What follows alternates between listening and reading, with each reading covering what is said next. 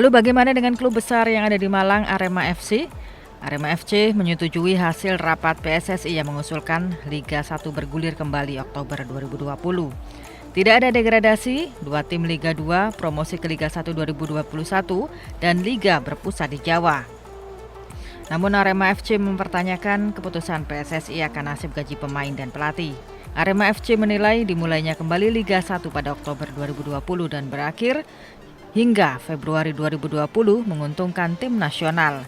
Karena sesuai kalender FIFA, jadwal latihan resmi Arema baru dibuat. Jika sudah ada tanggal pasti bergulirnya kembali kompetisi di bulan Oktober 2020, Arema yakin Liga 1 2020 yang diusulkan tanpa degradasi akan tetap berlangsung kompetitif. Karena juara dan runner-up tetap mewakili Indonesia di ajang AFC. Sedangkan Liga dipusatkan di Jawa akan mengacu kepada perkembangan COVID-19.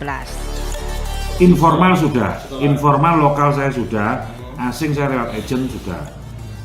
Nah, dari pelatih sudah lewat agent, tinggal mungkin kalau asing tinggal 2 yang belum. Ini karena pulang Injun sama Injun lewat agennya Budi belum. Yang satu Malvino pulang di Uruguay belum, tapi yang di Malang sudah. Ya mereka sih sepertinya bisa menerima. Arema saat itu usul rekontrak gaji pemain dan pelatih minimum 50% dan secara informal sudah disampaikan ke pemain dan pelatih lokal, serta agen pemain dan pelatih asing. Sedangkan untuk rapid test sebelum laga, Arema usul biaya ditanggung operator kompetisi. Lalu bagaimana dengan Persebaya? Klub besar dari Surabaya ini hingga kini ternyata masih belum sreg dengan konsep kompetisi Liga 1 yang ditawarkan oleh operator PT LIB dan PSSI. Meski sudah ada iming-iming hadiah 1,5 miliar rupiah bagi juara dan uang pembinaan per bulan 800 juta rupiah.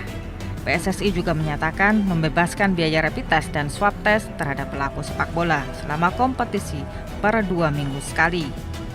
Manajer klub Persebaya Chandra Wahyudi lewat media official Yonatan Yovino mengatakan kalau Persebaya belum berubah sikap, artinya belum menerima konsep yang ditawarkan PSSI. Tim kebanggaan arek Surabaya ini masih menunggu penjelasan lebih detail soal protokol kesehatan dari PT LIB untuk lanjutan Liga 1 tahun 2020. Menurutnya, manajer meeting di Jakarta pekan lalu belum memberikan jawaban utuh atas regulasi yang akan menjadi keselamatan pelaku sepak bola secara utuh. Ya, itu tadi, kita masih menunggu jawaban dari PSSI terkait beberapa protokol itu karena memang tidak gampang untuk melaksanakan latihan di era pandemi seperti ini. Ada beberapa protokol yang harus disiapkan. Ya itu kita bertanyakan kepada PSSI sebagai induk dari Federasi Sepak Bola Indonesia. Seperti apa? Kita harus latihan itu protokol seperti apa biar kita pakem semuanya biar sama protokol, biar nggak rancu gitu.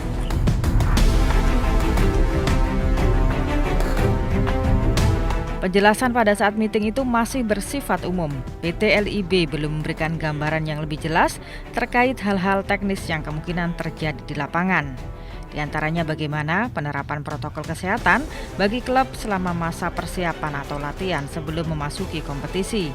Ini penting agar semua klub memiliki panduan yang jelas dan terarah selama melakukan persiapan. Ada standar bersama yang bisa diterapkan. Klub tidak bisa membuat standar yang dibangun sesuai dengan persepsi masing-masing.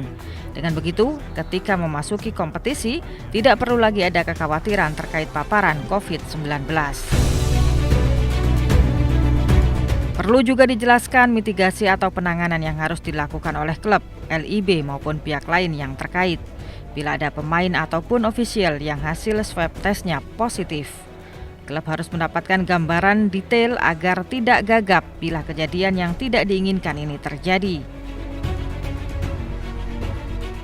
Persebaya juga membutuhkan gambaran menyeluruh bagaimana langkah-langkah PSSI maupun LIB untuk memastikan agar lanjutan kompetisi tidak berpotensi menjadi klaster baru penyebaran COVID-19.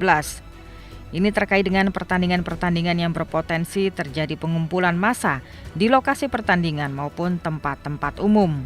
Selagi pertanyaan-pertanyaan di atas belum terjawab secara tuntas, Persebaya memilih untuk tetap menunggu dan mengikuti perkembangan yang ada. Tim Persebaya juga tidak mau bingung untuk ikut kompetisi atau tidak karena selain protokol COVID-19, Persebaya saat ini juga belum bisa ngandang di Stadion Gelora Bung Tomo atau GBT. Sebab jika bermain di tempat lain, maka biaya yang dikeluarkan sangat banyak, apalagi kompetisi ini digelar tanpa ada penonton. Stadion GBT yang biasanya digunakan Persebaya untuk menjamu musuhnya, saat ini sedang direnovasi dipakai untuk Piala Dunia. Sebenarnya Surabaya juga memiliki stadion yang memiliki nilai bersejarah yaitu Gelora 10 November. Namun kondisinya stadion ini saat ini sedang direnovasi juga.